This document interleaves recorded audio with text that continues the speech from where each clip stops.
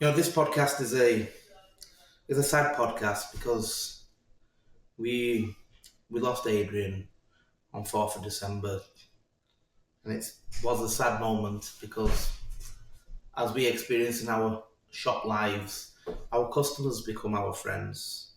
In this particular case, it was a little bit more sad because Adrian really didn't have anybody around that what he would call family, and he looked upon his shop, his local shop, as part of his family in a way. For the people of Pontefract, and I'd like to describe Adrian as somebody who was a bit misunderstood. Always a gentleman in how he spoke, very never heard him swear, for example. But ultimately, he was a really good human being because you've got good and bad, and Adrian was good. And I want the world to remember that he was a good man. His dad did so much for charity. He was just so creative, probably a little bit too creative for some people because of his mindset. He was so particular to detail, but that's who he was. And for the people that really did know him, they recognise that. So I hope in years to come you can watch this and realise he was a good guy. It was always a quest for new horizons and possibilities. I want to learn more. The older I got, I just want to learn more. I don't stop learning.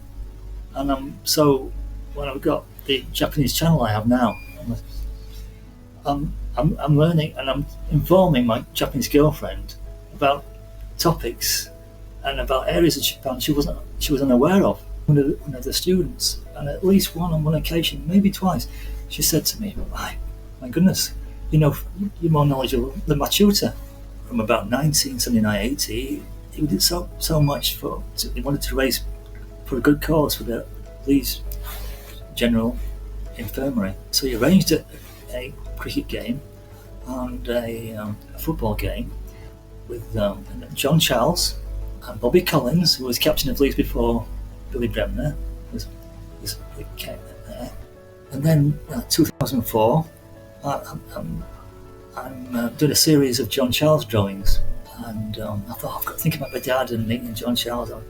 And so I was lucky to meet him in Castleford, and in a book signing session, and he signed I bought his book, and then he signed 9 of my 19 drawings, portraits of him.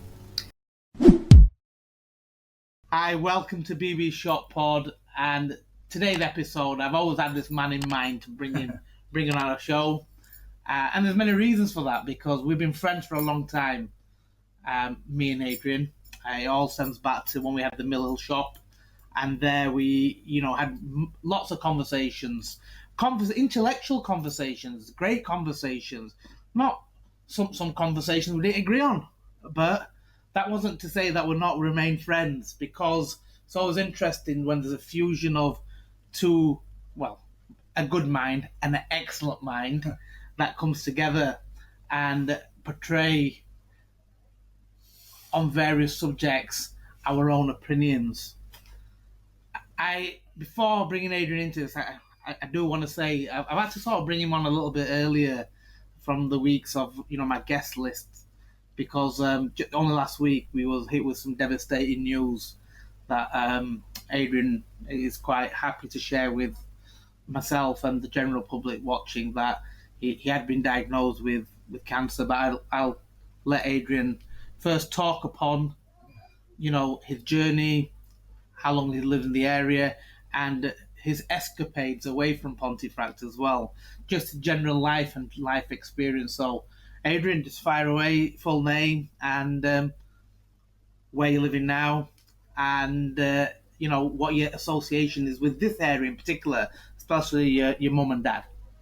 Yes, it goes back most of my life at this Pontefract area, and I began in Pontefract in Groveley. I was a little boy.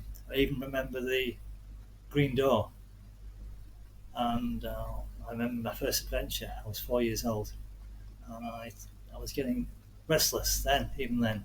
I took it upon myself to leave my brother and sister twins, to walk up Swan Lane, turn right, and I wanted to add somewhere in mind, and that was the playground on the corner of Mares Walk, because I'd walked by with my mum, and I wanted to be with the bigger boys to have some fun. And but I called up my granddad's house, on Swan Hill House, on the way, and he took me back to my mum. But the second time, I didn't call it my granddad's house. I figured it out at that age. I went, what's on by? To down Carroll Road, to crossing Mares Walk to the school. And it was a school teacher who found me. And they had to bring me back to Swan Hill Line. So that was the first little adventure. And it's fair to say then, isn't it, Adrian, that exploration of the things around and beyond was something that triggered and, fueled you? Yeah. It was always a quest for new horizons and possibilities. And so we moved from Swan Hill to Glassown Hill. Yeah. From Groveley to I had a happy childhood there. Glassown, we had a long garden, and we had there was Wheatworth Park opposite, and full of trees with the garden parties there. And but I had this fascination with Roman history, and I was very curious about history and art, history and art. And for you, what triggered that connection with Roman history? Roman history is the Castleford Foundation. The foundation of Castleford was the Roman origins, and I was always at school. I was always painting birds. I can still remember to this day that the birds I painted, and so I guess that's why I'm drawn towards Roman mosaics. It's the patterns, the designs of mosaics, with the geometry, with the birds, animals, tigers in these Roman mosaics. The more you look, the more you see, and the more you find amazing detail. So I've gone in search of all these things, mainly in northern Italy. I'm sad to say that Rome and Florence haven't made as yet, but so many times in Verona. I can't believe it, 12, 13 times there. Not just Verona, but since Roman times, it was a crossroads for the north, for pass it way to Austria, and south. So it was a crossroads place. So I'm coming from Venice into Verona. So, but as a child, I was very, very asthmatic. I had it bad. So I was in 2 hospitals, Ayton and Pontefract Hospital. And in Pontefract Hospital, when I'm like 9 years old, the nurse asked me, what would you like to be when I'm older? And I said, an archaeologist. And she said, what's an archaeologist? And I was surprised she didn't know what an archaeologist was. And but you had a keen eye for detail, didn't you, Adrian? Yeah. Keen eye for detail, and obviously your mind. I've always called Adrian the walking internet, and I'll get onto this. Technology you embraced a little bit later on in time, but we'll come on to that. But that was more down to the reason Adrian was like, why do I need the internet? I am the internet. I've got a mind full with so much knowledge, and it's about retaining knowledge. One thing that I fear for the future sometimes is, how do people retain knowledge when you don't train the brain to retain knowledge? And you were one that always, when you'd seen something, you absorbed it and you retained it. You see. Yeah, and I'm always like, want to learn more. The older I got, I just want to learn more.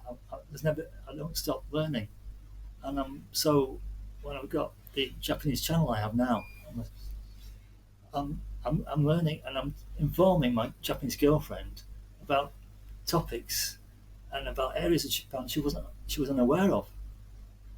And through the Japanese channel, I've learned about the Ainu people. See, my own learning from Adrian, which was something that a passion and love for me, is cricket. And for many years in India, there's a trophy called the Ranji Trophy. Yeah. And it's just been called the Ranji Trophy. But Adrian gave me the knowledge of why it was called that. You know, that Ranjit Singh, wasn't it? Yeah. Yeah. And he was he played for Sussex. Yeah. And he was such a character. And he had connections with Yorkshire. It was special. And this is the early part of the 20th century. And he came up to North Yorkshire and he went on a shooting party. But his train was delayed. But he didn't want to disappoint his hosts on the estate. So he hired a private train because he made sure that he got there. And he got there to North Yorkshire. Yeah. Yeah. And again, there'll be many Indians, for example, millions that are there. I'm not saying billions, but millions that are there. It is one of the most populated places on the planet that wouldn't be aware of their own origins of their domestic trophy. And here Adrian is giving me the knowledge of something I didn't know. So that's the kind of knowledge you retained and informed. Like you say, informing Ayumi, who lives in Japan, of elements she didn't know, and she's there. Yeah. And here you are, that always learning and making sure retaining. Reminding me of the in Brighton at Grand Parade. I like to go in always the first week in June to see the graduates work on the arts department, the painting, the illustration, the graphics, and where I studied. And I'm speaking with one of the students, and at least on one occasion, maybe twice, she said to me, my goodness, you're more knowledgeable than my tutor. Yeah. Yeah. But that's something that it's come natural to you, hasn't it, Adrian? Yeah. You talk about the 4-year-old Adrian who quickly worked out stopping off at Grandad's means he can't carry on. So the next time you didn't stop off at Grandad's and you continued further. Talking about your childhood, Adrian, though, just coming back slightly, there's your brother, there's your sister. You got on with your brother Adrian, and many times we've shared these stories. But and your mum and your dad, but your dad in particular, Adrian. Yeah, what an inspiration, Adrian. Yeah. I feel. What inspiration! He died too young. He was 2 weeks short of his 53rd birthday when he died of cancer. Yeah. And but he was so strong. He was a Leo. We were born in August, Leo. So again, the lion heart. And that's why Osaka, Japan, it's important for me to visit. And when I first saw the bridge, the Lion Bridge, with monumental lions like in Trafalgar Square, I knew this was a special location for me. And so we always go there, Ayumi and I, to cross this Lion Bridge. And on to the right side, there's these gardens. And in the month of April, there are so many shows of roses, all types of vintage roses, you name it, it's there. And they're all labelled precisely the year they were put in. And that's the place to be for many people. And each year it becomes more busy. And people taking their cute animals. They know that this is an interesting place in the sunshine to get noticed. So there's a cat there with his owner. And I saw the same owner with the same cat because the cat has sunglasses on. And so and then there's somebody else with the little cute cat, and then I see a Japanese man walking with a white rabbit, and another. There's more cute little animals there now, pets. So it seems to me that they want to be seen, maybe on social media, and so it seemed to be. It is a magical place to go for me in Ayumi. Yeah. No, and just again touching upon what your dad did, Adrian. What was his profession? What did he do? And what were some of the things he did for charity? Yeah, well, he worked at Hickson and Welsh, and sad to say that he worked at the gatehouse there. So that was his position on the gatehouse. But first and foremost, after school, he went to Leeds to join the station railway police, and therefore this allowed him. In August, he went in successive years before he married with his two railway mates. They went all the way from Castleford on the train, all the way to the south of France, and then onto the Italian Riviera. And we're talking at the early 50s, when Picasso was active. This is amazing. And he did that 2 years in a row. Yeah. And then the following year, they got a train strike in Paris, so they were delayed. So he never spoke about his adventures to me. I'd like him to have spoken to me about his. I think you put it already, Adrian. He went too soon. Yeah. Just as the age of connecting was going to become a little bit more apparent. Yeah. And unfortunately, he just went too soon. But some of the charitable things he did, Adrian. This is what we're coming to now. Yeah, this is what's so important. It was amazing because he worked full time at Hickson's, and then he was going out in the evenings as mobile tutor. It was in the youth service, so he's going to the area of Sherburn and Baxter Nash. That was his area, Sherburn, and so it went well for him, and he from about 1979-80, he did so much he wanted to raise for a good cause for the Leeds General Infirmary, and so he arranged a cricket game and a football game, and the football match was at Selby Town with John Charles was there, turned out, and Bobby Collins, who was captain of Leeds before Billy Bremner, came there. And so I have this photo in the house of my dad presenting the cheque for the monies raised from the cricket game at Baxter Nash with BBC people, journalists. One of them was Jeremy Thompson, who went to London and then went to Sky TV, and so I've got Bobby Collins on this picture, John Charles, and my dad, and he's presenting this cheque to someone at the LGI. So marvellous, and he never to do that, and he must have been more and more tired in those latter stages of his life.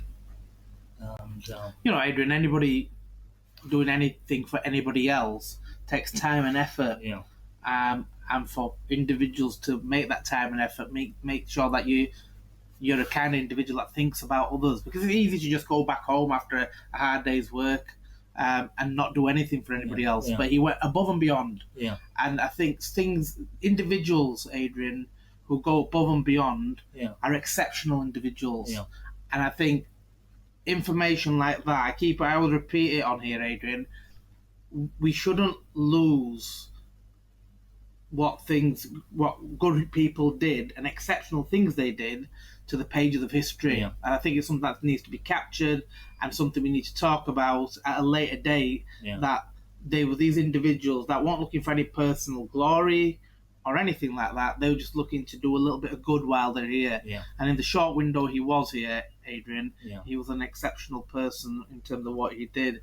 And for those who may be watching, Adrian, your dad's name was? Dad's name was Peter Jackson. Peter Jackson. And someone took a photograph of him at the gatehouse at Hickson's and gave it in a frame to my mum. He's put his workmate, but Peter Jackson, a gentleman. Yeah. And your mum, Adrian, supported him all the way through this as well, yes? Oh, right to the end in the house, yes. Yes. Yes. She had some additional help, but he died at home. Yeah. And obviously, just fast forwarding a little bit, Adrian, you with the world at your oyster kind of thing, you had to go and explore. You left Pontefract. You went away to. This is the thing. When he was dying, and now it was told in April that he would have maximum 6 months to live, and it actually turned out to be 3 months. he gave me his blessing to go south to Brighton. This opportunity to be the artist in residence at the oldest hotel in the city, and this is where it all began, the story. And so at that time, it was the happiest time of my life. That because it was so cosmopolitan atmosphere, and I was meeting lots of people. So I was cushioned from the impacts of the trauma from there. And then I had the phone call about him. But he gave his blessing to me to go, and one of the ladies who came in were true. I was there drawing people staying in the hotel, but the manager kindly allowed young ladies who were studying English from Scandinavia, Finland and Germany, Sweden, they were coming but passing by, and it was very easy to get to know them, and they came in and I was drawing them on a regular basis. And the guests loved your artwork, eh? Yeah, but it was good to be seen to be busy, and so I get noticed with getting busy by drawing the pretty faces. And then one of the ladies was Claudia, and she was from Switzerland, and with long blonde hair. And so I drew her, and amazingly, 2 years later, I made my first engagement, and in a hotel in the German-speaking area of Switzerland, in the high season in winter, and Claudia, came to see me in the hotel. She came all the way to see me from her village to the old town of Chur, where it was the oldest in Switzerland, taking the train to see me. And I remember speaking when we were walking about, there was a tragedy in the snow. King Charles, but Prince Charles as it was then, had a thing about going to Cloisters, her ski village, in this area to ski. And one of the ski party had gone off piste, and which is a very unwise move to do. And one of the party died. So Prince Charles, the King, could easily have gone that way, had been seriously in danger himself. But he had that idea of going onto pristine snow, and so I remember her speaking about this then. Yes. But when you were you'd gone there. Obviously, your dad passed away, Adrian. In terms of, like I say, it cushioned the trauma. That's right. Yeah. So I remember just when I've been on a phone call and being emotional, of course, and then I'm with Paul, my best mate at the time, and with two German girls, and we're enjoying our evening together in a wine bar, and then I suddenly start with the emotion, and it's a bit. Then Paul has to explain to them what the situation is, and but apart from that, I seem to cope with it. I was very, very fortunate to be invited back to the same hotel, which was on a mountain, the Berg Hotel Prashley, in Arosa, again, and went three times, and I went. I notified the French, some hotels in the French-speaking area, and I had the opportunity to go to a hotel there. And in those days, it was longhand. It was writing longhand letters direct, and most of the time maybe they didn't reply, but most did, saying, "No, sorry, we can't." But you only have to get the one opportunity each time to keep going for it, and then this is what happened both times. So your quality of work spoke for itself, though, Adrian. Yeah. Once you had the foot in the door, and had the opportunity, you made sure the opportunity was taken. So here, it was obviously, Adrian, being the in-house resident artist at these various top places, allowed you to explore those places. Yes, and the magic of the Hotel Lausanne, which behind it has the American College of Switzerland, Originally, it was a Grand Hotel made into the American College of Switzerland, and the memories I have of the local pub, the Top Pub, in the summer of '92, was there was the son of Sylvester Stallone playing pool on a regular basis. Yeah, and I remember his girlfriend at the time, and she was Asian, and he was a good-looking guy, but he looked very shy, and I thought many times I should later, especially I should have introduced myself, and it would have been a great opportunity to do a drawing of him. But I respected his privacy and didn't encroach. Well, forever you've been the gentleman when it's come to that, though, hasn't it, Adrian? Yeah. He was with his mates, you see, his crowd. But my hotel was very close at the time. And sometime later, I'm speaking to one of the tutors or director of this American college, and I took a photo of it, and then I did a watercolour, and he was impressed, and he took it from me and made it for the college. And but whenever I finished my engagement there, I would take the train from the village all the way to Milan, and it would take 4 hours. But the change of landscape to Martigny, and then you go to Brig, and Brig you go by the lake of Maggiore. The light changes, the vegetation changes, the colour of the building. It's exhilarating. Then you arrive in Milano Gran Centrale station, and that's when you feel, wow, this was built in Art Deco style in the 30s by Mussolini. And again, the architecture in Bolzano where I went frequently. There's this 30s architecture, the Art Deco there, but the expanse is not dissimilar to the Grand Central Station in New York. The scale of it has to be seen. And I like stations that are all on one level, where the tracks are all on one level. There's no confusion. You look at the board, see your train, your connection. You don't have, not like Leeds where you're going up an escalator, over, and even in New York you have to cross a bridge onto the other track. But it's more pronounced in Leeds. But so all the stations I like, they're all, you walk and say, oh, they're all on that same level. Innsbruck, another beautiful station. Many a time it's this, when I see a station that I like, I think I'll stay here a bit longer. And one day, night becomes 3, 4. I like smaller places away from the tourists. Yeah. This is how it went. So you've explored parts of Europe, but the real parts of Europe. When people go abroad now and we think about the big cities, when people come to England, they go, let's go to London. Yeah. When we go to France, we say, let's go to Paris or Milan in Italy. But you've been to places, Adrian, where the real people... I was wanting to be always with the local people. Yeah. I wanted to drink with the local people. And a glass of Vino Rosso at the station in Brescia, Brixia in Roman times. So, Adrian, this is fair to say, Adrian.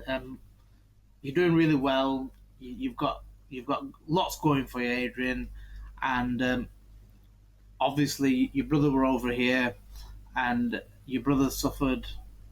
Yeah, it makes me angry still to this day. What happened in Pontefract in 1973? It should never have happened.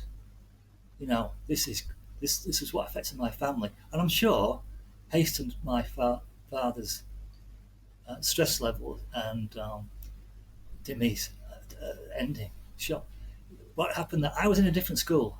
I was in Airedale school. He was in Carlton, Secondary Boys School, and he was at the front of the class. I was told this later, and he came on with a black eye, and it's never made anything of it. But the next day, Robin started with his first seizure. And it came to pass that that teacher said, who wants to play games? And Robin put his hand up looking round at his mates.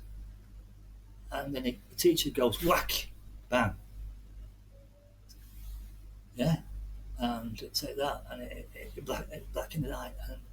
And my brother was faster than me at sports before that.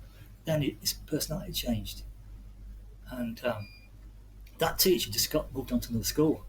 Disgusting. And it's my brother went down. That's about it.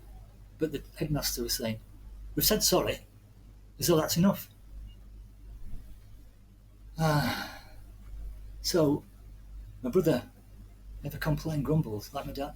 He started with epilepsy, and his gums were changing with the medication. He had to change his pills, and just at the time, he was 15, 1973, and and that affected his nerves and his condition. So he had a change of personality. But he looked up to me, and there wasn't many years difference between you two. No, there's 19 months to be there. Yes. I'm 19 months older than him, and so it was controlled epilepsy, but sometimes there were unpleasant. Some of the fit. One time he had it on the whole beach, a short one. Controlled it, let him rest. Just one time in the 80s. But and then at what stage though, Adrian? I mean, obviously he was suffering from that, and he passed away in which year, Adrian? Yeah, 26th of March 2001. Right. At 20 past 8 that night, I got a knock on the door from a policeman, and I said, "You brother?" I said, "No." You say it must be my mother, because my mother had been in poor health for a while. So I can't believe this. It's like, what's going on? And so I was in a relationship. My girlfriend was then based in London, and we were going backwards. And she was coming down. I was going that way, and I was most content of my life. I've been there exactly 1 year, and I was so content. And then this happened. So I curtailed my stay there in my accommodation in Hove, and returned home to do the best for my mum. And that's one thing, Adrian, you know, that I've always said that things were going great guns for you personally, you know, where you was, but you curtailed everything for family. Yeah. You came back for mum. Just touching upon Robin. Robin passed away because of he had a. It was his first seizure in 9 years. In 9 years. Yeah. So that you know, we go back to the moment when it first started, but ultimately was part of his demise. You know what caused, you know, the unfortunate, you know, untimely death again, Adrian. Yeah, and to think that I'd only been up to see them on Mother's Day the previous week. It happened a week later. Yeah. And but again, that was another blow. But then you gave everything up, Adrian. You know what, we're going down south to make sure that you came here and you looked after your mum. Yeah. I think it was around about that time, Adrian, if I remember rightly, a few years on from there, that we actually bought Mill Hill, and we first met. You know, as the shopkeeper, you coming in, and obviously your energy was a different kind of energy from round here. But ultimately, you did everything to make sure your mum was in a good space. Yeah. And you sacrificed your life, Adrian, yeah? Yeah, in a way, but thinking of my dad, thinking about Rob, because he was a Leeds United fan like me. My dad was cricket, but he had these connections with Leeds. With it, I don't know how he did it.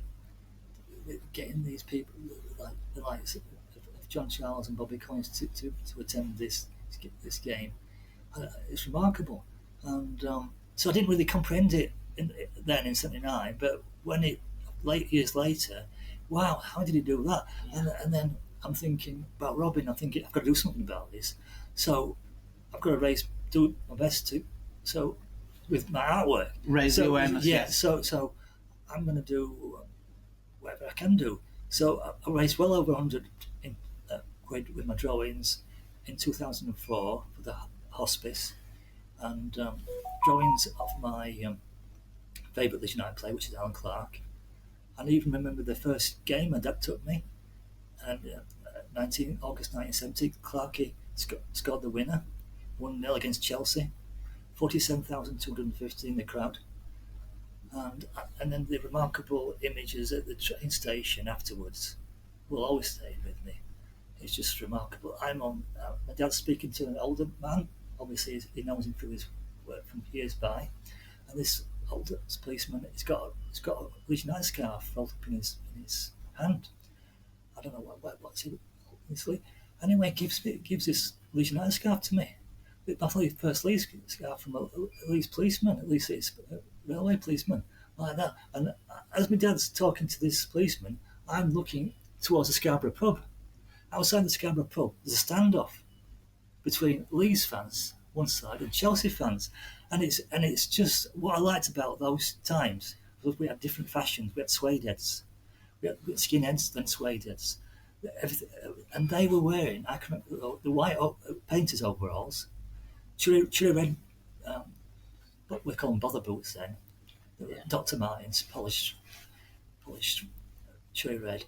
And Chelsea fans did that. They were the check shirts, short sleeves check shirts, and it was that white overall. It's all that most of them were wearing, but you could tell there were a group there, and a standoff outside the Scarborough pub, and I'm fascinated by it. Okay. It's like that. Wow, I like that energy, and that's my first memory of my first Leeds game. That's a brilliant story, Adrian. But like I say, fast forwarding though, Adrian. You was here, you were with your mum, you were doing as much as you could to raise awareness, obviously, in terms of how Robin had passed away, epilepsy, in terms of the awareness, and something you told me about in terms of that journey and what you were doing, Adrian. But it did curtail in terms of what you were growing down south. Yeah, it's curtailed my and what you were doing my here. relationship. But I always say hats off to you, Adrian, because I'm one for family first as well. One of uncles said, somebody said, if you contact, why are you going there? Stay here. And when I'm phoning one of my uncles from the National Gallery in London, he's saying to me, words to the effect, you have to do it. There was no compassion in his voice. You have to do it. He wasn't thinking about me and my relationship down there and how content I've been down there, but there's no choice in the matter. And but up north I returned, and then 2004, I'm doing a series of John Charles drawings, and I thought I've got to think about my dad and meeting John Charles. And so I was lucky to meet him in Castleford, and in a book signing session, and he signed I bought his book, and then he signed 9 of my 19 drawings, portraits of him, when he came as a boy, a youth from Wales in the late 40s, to be presented with his award from the Buckingham Palace from Prince Charles at the time. And so 9 were signed of the 19, and I've got one drawing when he was in his glory days with Juventus, of course, few of those, but I wanted to approach Leeds United, but it was the worst time, because there was it was a period of the goldfish tank and the Ridsdale the downfall. Yeah. So it was the best time to approach Leeds United then, and so it wasn't. It didn't proceed in that direction as I wished. But I met him again in Peter Lorimer's pub in Holbeck in Leeds, and he came in and in his nice tweed coat and tie, and he offered me a cigarette, and I declined in Italian. And I said, I have something to show you. There's this portrait of, and he was amazing, surprised. This dog jumps up onto the seat next to us, and I'm taking a picture of him holding my drawing and this dog. And from this photo, I make a beautiful watercolour. It's somewhere in the house, somewhere inside a book to keep it nice and flat. And so I regret not giving him to that drawing that night, that portrait, because the reason being, I had this idea of them all together at Ellen Road or in somewhere in Leeds at the Queen's Hotel, where he signed the forms with Juventus, which was then a world record transfer fee. I wanted to. You want to bring the collection together? Yeah. And so I thought there is now the John Charles Suite. So I was thinking a show of these works, these portraits, and all monies to epilepsy or a good cause. But it was also the period, Adrian, of how things were shifting as a civilization, as humanity. Yeah. You think about those days, Adrian, where you just had to write something longhand and you could send it to somewhere and you get replies back, to a period of people wanting emails and not necessarily replying back, and the technology taking over, writing letters in and not getting replies.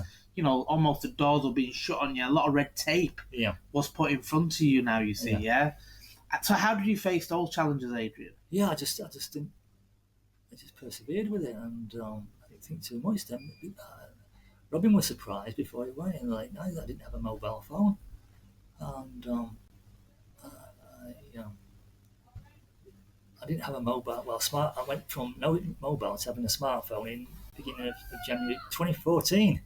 Yeah. But that year, significant year of 2004, which I relate to a lot, I'm on a coach journey from London to Brighton, and somebody leaves the newspaper, the Telegraph, and I'm flicking through it, and I almost go straight away to it. I know that face, an obituary, somebody who I admired, who lived in Brighton, and this who always had a very easy smile.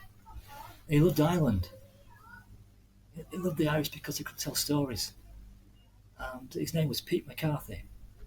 And in the 90s he had a travel show with Robert Elms. And then he had his TV show called The Pier. And but when I read it, I couldn't believe it. He died of cancer. This was mid-50s. 2 young children, I think, living in Brighton. And my friend, who I used to stay with, the hotel place I stayed, she knew the family from going to the school. So remarkable connections there. Yeah. Like say, Adrian, technology came into your life, and the stories you tell is. I always go back to the point. Technology only came into your life because of how civilization was changing. Yeah. It wasn't a necessary step for you to take, because you've always been one without tech, and the knowledge has always been retained. Yeah. So you don't need Google, because you are Google, you see, I should include, and I've said this earlier today, and I'm very proud to have made in pastel a soldier from the First World War called Bill Thompson, who lived on Carlton Road, and he showed me the bullet that entered his body, and he survived in the trenches. And what a great guy he was. He lived well into his 80s. And I even was invited to the house Manasseh on Carlton Road to draw the father of my uncle's friend. And he'd served his time in Burma, now Myanmar, and I drew him. He wanted me he called his blues, were dark blue. So it was a corporal. I don't know what his rank was, but he had a dark blue army jacket on. His blues, he called them, and so I'm painting pastel of him. So that was one from the First World War, 2. Second World War. And it's great, Adrian. Yeah. I've seen Yeah. a lot of your artwork, Yeah. Adrian, and there's some brilliant pieces Yeah. there, from Yeah. sports people to Yeah. local heroes, as you've said yourself, to individuals you've known, and you've made a set for me and my family in the past as well, Adrian, which we totally appreciate. We love them because it's something that is going out more these days, and your particular attention to detail, Adrian, is something that I love about your work, you see, yeah? And it shows, especially when you've enjoyed doing something, it shows in your work as well. And they are really, really good pieces, Adrian, and I'm sure the ones of John Charles, some that I didn't see and some that I have seen, are very relevant to those individuals and touch a chord somewhere. And they've always been brilliant, Adrian, on that. But that's all been done when you were here as well, Adrian, yeah? I want to just touch upon, Adrian, your mum passed away in which year? In 2010. And first day of spring, I believe. And Robin was 26th of March. She was 22nd of March, 2010. And that was a real heavy blow as well, wasn't it? Yeah, because we spent so much time together. And and then it was after the losing Robin in 2003 it began, the change of the landscape, the garden. I decided to do something with the garden, landscape it. So I got professional people in to do it properly, and it was good. These changes, and from a boring V-shaped rear garden, it became more than interesting. I created It was an enchanted garden. It was an enchanting garden. It was a Roman-style garden with lush vegetation, with lots of ferns and winding paths and cobbled paths and a pergola with Russian vines and a water feature. And when I used to go out watering in the evening, there was a frog there come out, a frog or a toad come out. So you had great pride in that, Adrian. Yeah, and the bottom of the garden I created with professional help, this altar, which I'd seen in the Museum of Archaeology in Naples. No photos allowed, but I memorised this, and it fascinated me. It was Villanovan Iron Age culture from 700, 800 BC. And so I was fascinated by this altar, which was tangerine, a shade of dark tangerine, and a little house shape with dark red claret inside a recess. And that's how I saw it. But I did it, but I put a twist on it. I put a ceramic rosette, I fixed it there, and I drew some angels either side. And I put a green vase with a flower inside. And there was ferns around it and box hedging. The box hedging went straight. The box hedging was important to me for the Roman style garden. But there was an influx of Japanese with the bamboo. A connection somewhere, a spiritual connection somewhere, Adrian. No doubt, because obviously Japan came a little bit later on, Adrian, as a place to visit. You'd met Ayumi, you'd been to Japan twice. But before I get to that... I went to Japan twice before COVID. I went twice in 1 year. Yes. Yes, when I was still living in Brighton. We'd met in 2018, but it was 2019 we met in reality. Between 2010 and you moved to Brighton which year again, Adrian? I moved to Brighton in July 2015. 2015. There was just between 2010 and 2015, Adrian, there was a period of grief that you went through. Yeah, so I got which was understandable. I just got immersed in my garden. That's the best thing I could do. Yeah, brilliant. I did some travels. I went crazy after. I went a bit too early travelling in 2011. After Mum, I went to Italy 3 times in 1 year, and I got some good experiences. But I got a bit of disrespect when I least needed it in bars. Which I never had in the 90s. Yeah, very strange, and so you don't need that. But it's like but then again, there's always a positive. I came out of that bar when I just sat down. I wanted a beer, and I got this big beer, and the guy says to me, Italian guy says, served me, he says, no, someone start drinking. He says, I'll be closing in 10 minutes. Well, you could have told that before I start getting a big beer. I'm not going to go like that in 10 minutes for you, mate. Yeah? Yeah. So I took my time with that beer. He didn't like it. I could tell by his face. So, and then I paid. I turned the corner. I thought, what I need now is espresso. I need a good espresso. Get charged up again. Waiting. Young ladies. Different again. Young people like that. Pretty, and really curious. I want to know. And end up going to. Well, that's when you're in your element, isn't it? In the zone. Yeah. You know, I've always said, Adrian, you're one that's fueled very much by solar energy. So when the sun's out as well, it's a different Adrian. Oh yeah. When it's raining, it's like the battery power's down. I think this is symbolic. It's symbolic. I feel my battery's always been like going down when it gets to this awful time of changing the clocks in November, and I always thought about November, December, a long time ago. You know where I want to go? I want to go South America, Argentina. I want to go Uruguay.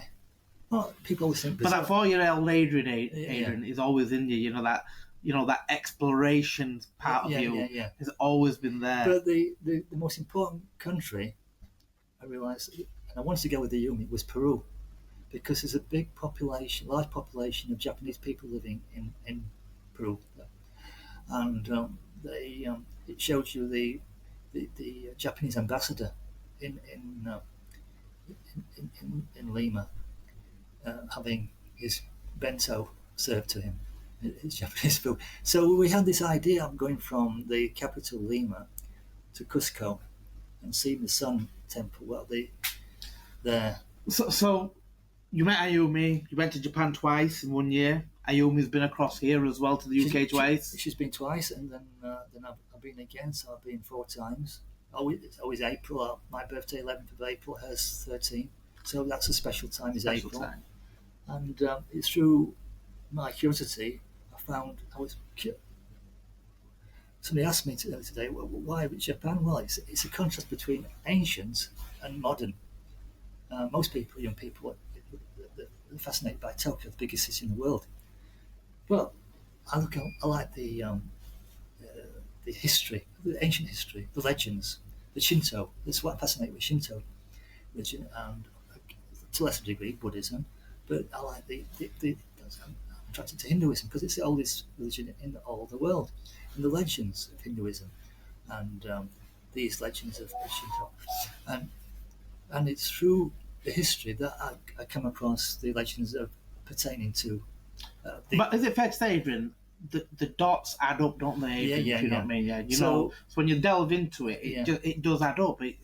There's a conclusion. There's a mathematical conclusion. There's a spiritual conclusion. So it's something that makes sense. Yeah. So it's Emperor Jimmu, the first emperor of Japan, who was led from the south towards, and he was a black bird with 3 legs that guided him.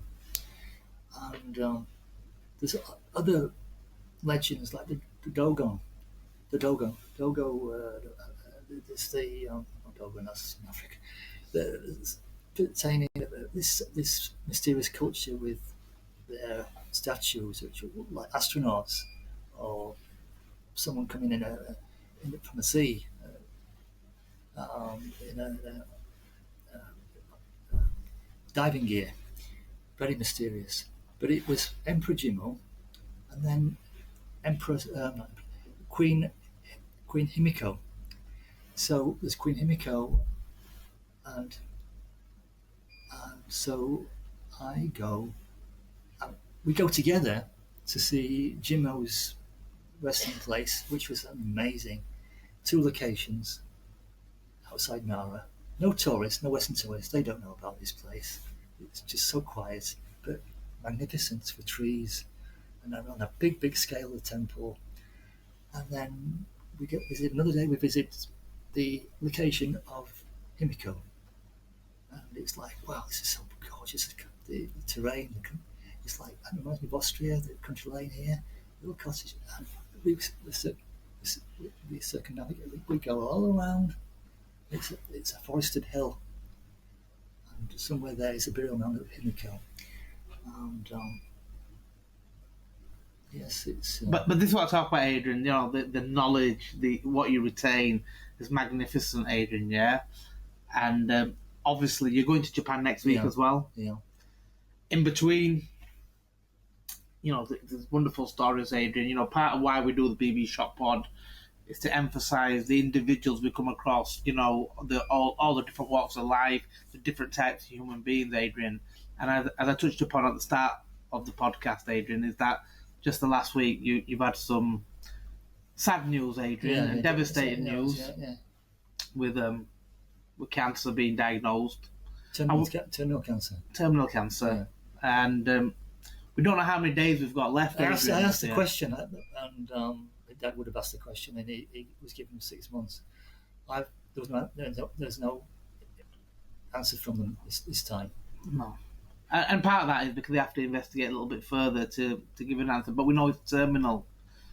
But how you're handling it with such grace, Adrian, is testament to you as an individual, because you're one that always computes and accepts. Yeah. And that is something to be admired. Yeah. Because it's easy to regress, but you're one that's always been a forward thinker. And this trip that's coming up this week to Japan is something you're going to go ahead with, because at this very moment in time you feel okay to go ahead with. But because it's a little bit of an unknown, there's still a lot of dots that make sense to go. Yeah. You know, you're going. Where are you in the 10th day, Adrian? You're somewhere very special again. What place is it? We're doing the 3 cities again. We begin for the first 5 days and nights in Osaka, and then we go to Nara for 6 nights, and then we go from there to Kyoto for 7 nights, and then the last 3 nights in Osaka. And I haven't as yet told her the bad news. She has, but ladies, they have a sense more than men that something doesn't add up, and so I'm waiting to tell her when I get over there. But the thing is, you know, she's got a busy schedule, and I really wanted to go for 2 weeks, not 3 weeks. But it happens. I'm greedy. I went for 3 weeks in April, and one of those weeks we took an internal flight from Osaka to Sapporo in the North Island, with her parents and her older brother. And we spent a week in Sapporo because they knew how much I wanted to see the Ainu museum. And we also visited an aquarium and a zoo, which is very, very, very interesting. And the temple, with rice temple, and close by the temple there was a place where we had rice cakes. And but it was such an experience. We took a hire car, and it was so relaxing on the motorway there. And I mean, on BB Shop Pod, Adrian, we talk about the area of Pontefract, our locals. You've been definitely one of our locals, Adrian, that's expanded and travelled the world, experienced different cultures, embraced different cultures. Yeah, and it seems to be in that Asian consent with India. And I had this in mind to go to Kathmandu. It was my dream to visit Kathmandu. And I was speaking in one summer I saw a group of young men. And normally around there, there's lots of Chinese tourists.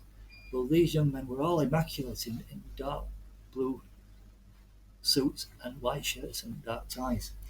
I was curious, so I went up to one of the young men, and they come for the South Coast. It was the war with, I think Trump came over to with the commemoration there in that summer, and I asked him, and he was a Gurkha, and they are very important people for the British Army.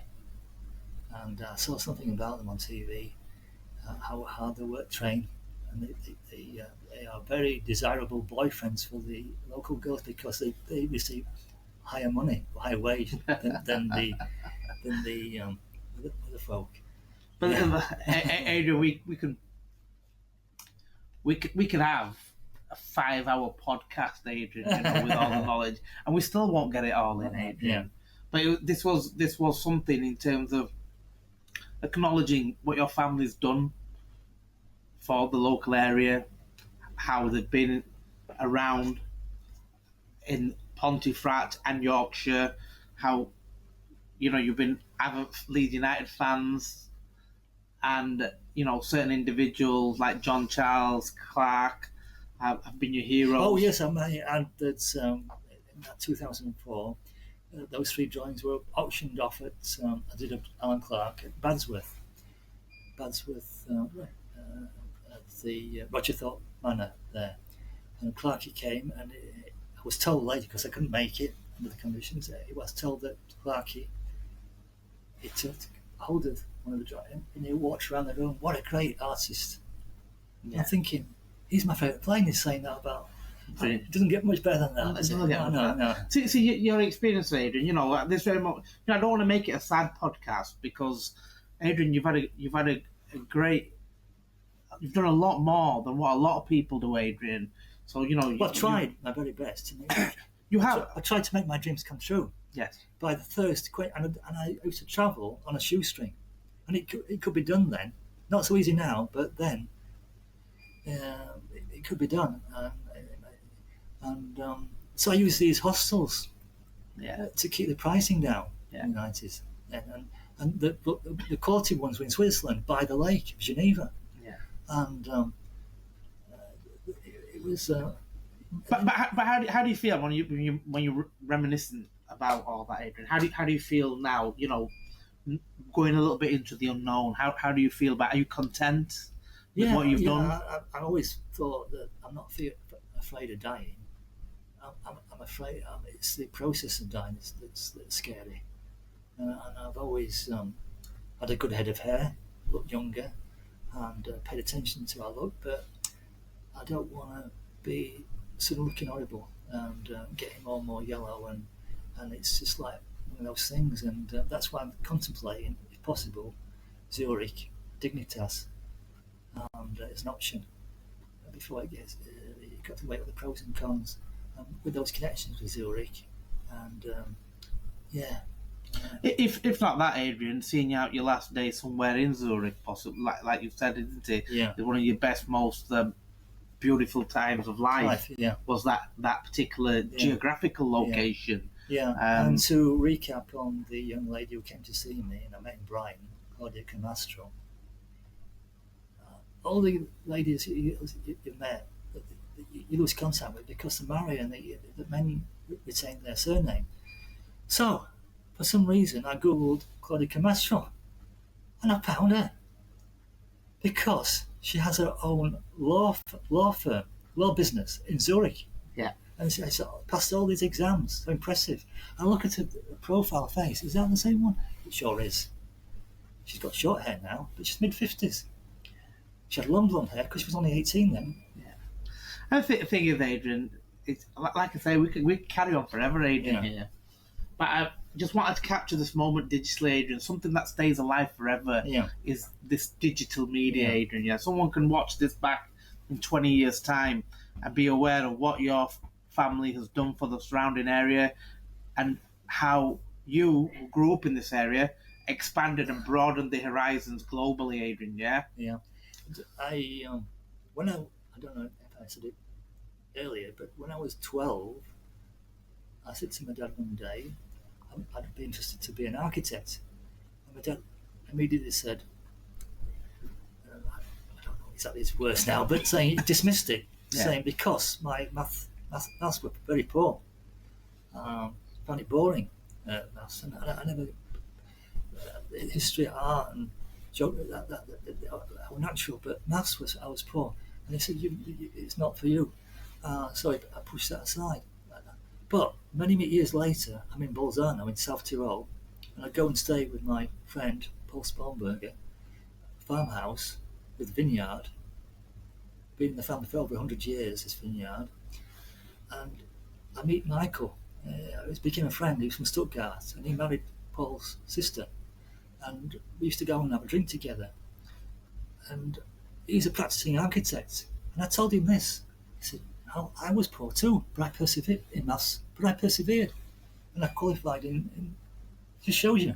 Adrian, I believe you could have done anything you wanted to do because you've got the capacity that far exceeds a lot of human beings I know, Adrian. You see, like I say, I call you the walking internet, and I say that with great pride. And with great pride, Adrian, you're a friend, and hopefully, Adrian, as we're doing this podcast, there's many more years of life.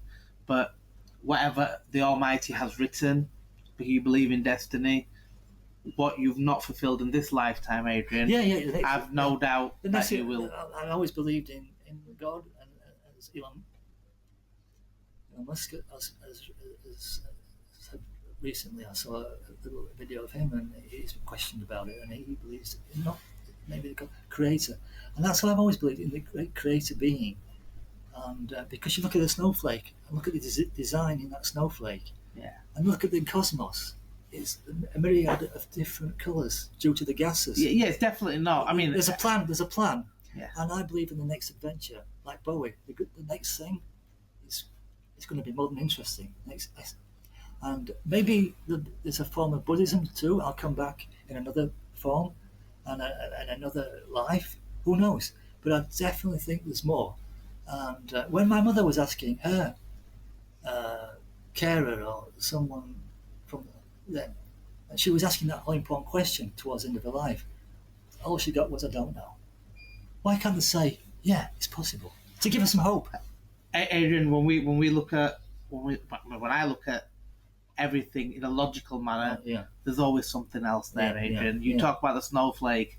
That's not evolution. That's design. So there's a great architect. We talk about architects. There's a great architect out there who's already setting out your next adventure, Adrian. You see, So, and coincidentally, after Robin going, after my dad going, 50, and then the passing of my brother, I always believed that I wouldn't go past 70. That's why I never took my pension seriously. I thought, I can't see myself going past 70. I always thought 68, 69, that's it. That's the end of the game for me. That's the end journey. I played the youth card a lot, with the pretty ladies in Paris and Geneva and Innsbruck and all over. I see her pretty face. I want to draw her, and it happened in 2012. Not just in one year. There were 3 occasions. Like last night in Paris, it was raining, but I was still thinking possibilities. I saw this tall young lady, and we speak. We go for a coffee. She turned out to be a dancer at the Crazy Horse Saloon, and then she puts in a friend request for me as I'm going back from Leeds. You couldn't make it up. Can't make it up, Adrian. Adrian, you've had a colourful life up until now. And I hope there's still a lot more colour left in this particular lifetime. I haven't mentioned Frankie Worthington I met, and in Brighton, when he was playing for Brighton, and just hold that moment, Adrian. Just pass me that, Mandy. Yeah, I mean with 1 second. We're gonna go to the bites on this one here, Adrian. This is interesting. Frankie Worthington. I can't win a Leeds fan. I cannot. I make this one. So I'm in Fagan's bar in East Street in Brighton. And I spot Frankie Worthington. I always was Jack the lad, and I thought he'd never met me before, but we get talking, and what a character he was. What a night with Frankie was, and he's interested in what I'm doing, my art, and I know he's an Elvis fan, and then what I should have done is offered to do a drawing of Elvis for him. That's what I should have done. And I've done a portrait of him, but from a photo, if he's not got time. But he was great for Leeds in that short period of time. Then went up in Brighton, and then he's saying, he's asking me, what do you think of her in the corner? And I remember saying, she's an 8. She's an 8, which in those days we used to, and it's not politically correct now, but it all began with this film 10 with Bo Derek, who I made a portrait of, which I showed in Brighton and taken on to the Swiss hotels. Beautiful portrait of pastel portrait of Bo Derek. So Dudley Moore, I always liked, seen his movies, and the chemistry between the two was great. and what a looker she was, Bo Derek. And so it was a high score, it was 8. Yeah, I've seen her, Frank. I said she's an 8. And then Frank goes up the steps because the private party upstairs, and the bouncer security man stops me. I said, quick as a flash, I says, "I'm with Frank." Yeah. but you know something, Adrian. This is they're amazing stories, Adrian. And some people might say, "Oh, I know you, Adrian," and one thing you don't do. Some people might think, I know you, Adrian. Exaggerating, Exaggerating, but it's always been the truth, Adrian. That's one thing you've always been truthful, Adrian. You know, I've always said that we've always got on because I think I've always been in touch with all walks of life, Adrian, to be quite frank with you. I think I've been always in touch with all walks of life, and I realise there's different human beings. I also get, Adrian, when some people I found you a little bit different, but that's because of the nature of the beast around here. I used to talk to you, Adrian. I remember going to a flight to France, and it said, "What profession are you?" You used to get those little landing cards. And it actually asked you, what do you do? And lo and behold, in the 5 or 6 options of what professions you can choose artists. And that made me realise straight away, Adrian, that in the places you've been and you've lived, the level of respect given to artistry was a lot higher than what we find probably in England, but less so as you come up north as well, Adrian. I mean, I've been like that, doing that. I've done ordinary jobs. I've been in sales work. I'm in Castleford and Leeds, and I've done gardening work. And but the point I raise, Adrian, is that level of understanding has not been matched at times. You see, So it's your heart's always in the right place, Adrian, and I believe other people's hearts have been in the right place. But it's always been a miscommunication of levels. And the level that you speak at, Adrian, is I mean, it's mind blowing at times, Adrian. You know, and that's what's always intrigued me. What I derive the satisfaction over the last years is inspiring younger people, expanding their imagination, and that's why I like to check out the graduates art show in the first week in June. There's always somebody who a connection like that, and we get talking as such.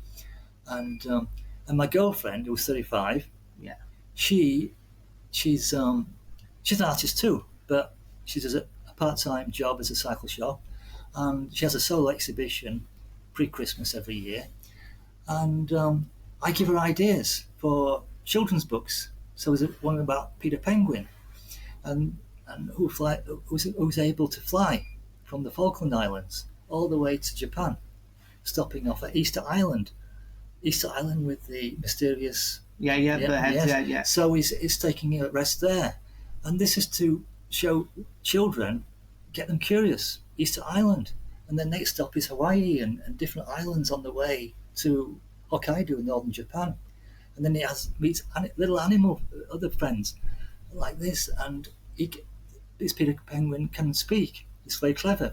And how does he manage to fly? Because he has a little rucksack, and inside the little rucksack there's a little black box. Inside the black box is the grey box. Inside the grey box is a white box. And inside the white box there's a piece of anti-gravity rock. Anti-gravity allows him the freedom to fly. So when he becomes the scientists in Tokyo get gist of this anti-gravity matter, they want him to study it. But his good loyal friends are very protective of him. They always form a circle. So he's got a tiger, and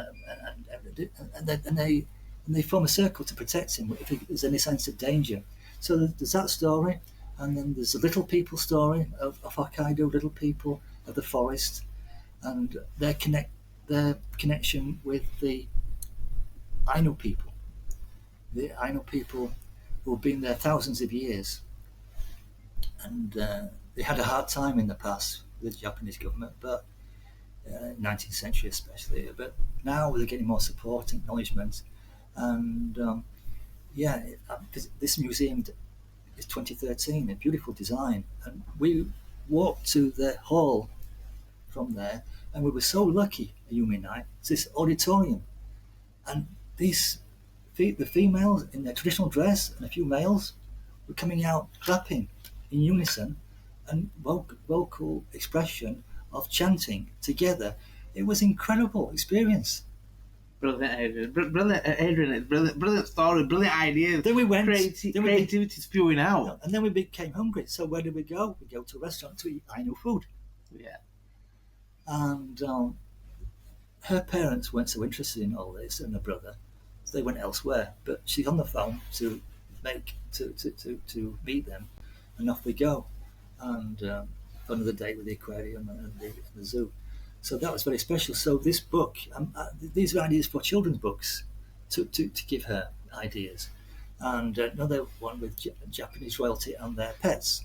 Like there's one with 7 penguins. Why 7 penguins? Because according to legend, the Mongolian army were invading, and they did invade Japan for 1 week. They took Kyoto for 1 week, but the samurai took back Kyoto, beat them, and so Japan's never been taken properly, and so off they went, the Mongols.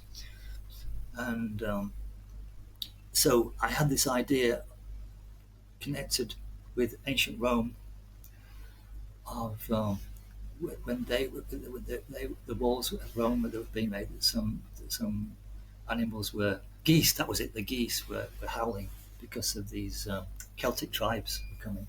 So that gave me the idea for a penguin on rocks in Nagasaki Bay. The boats were coming. They started making the noise of penguins together. This like a warning signal. A warning to the fire tower. Yeah. The fire tower will put other messages in fire, and the horses went off to Kyoto to inform the army samurai that the Mongols are returning. So it's that symbolism of 7 penguins in his garden, the emperor with 7 penguins, an emperor with 2 red squirrels with long golden metal leads with red, and everything was about aesthetics, high aesthetic, natural dye. His kimono was the colour of the red squirrel with natural dye. And there was a fashion in the 15th century, 14th, 15th century in Europe, with the nobility to have squirrels as pets. Yeah. So it's not so far-fetched as it seems. So we have that, and we have the... Well, these stories connect, Adrian. I mean, your stories are thought through with relevance. Yeah. Absolutely. And the Himiko and her hamster, Himiko's hamster. She had pet hamster, 3 pet hamster. So she had no children, but her brother had a daughter, and she became queen, Toyo. And she also had 3 because of the symbolism. 3 is a very special number in Japan. When sumo enters a ring, it's 1, 2, 3. It's always before it begins. It's 1, 2, 3. They throw a bit of salt, and then they go like this at the end, like so. So it's 1, 2, 3 to the spirits, and it's So the numbers. So it's the symbolism of numbers and history, a little bit of fantasy, but who knows? Maybe legend. Bring it all together for the children to be curious of history. You know something, Adrian? It's been a great chat, and time has always gone too quick, Adrian. When we're in full flow. Yeah. Have you enjoyed doing this, Adrian? Yeah, more than expected, because it's been a very, very, very busy day. I've spoken to a lot of people today in a meeting this morning, and time to go too quickly, and I've still got my packing to do in the morning.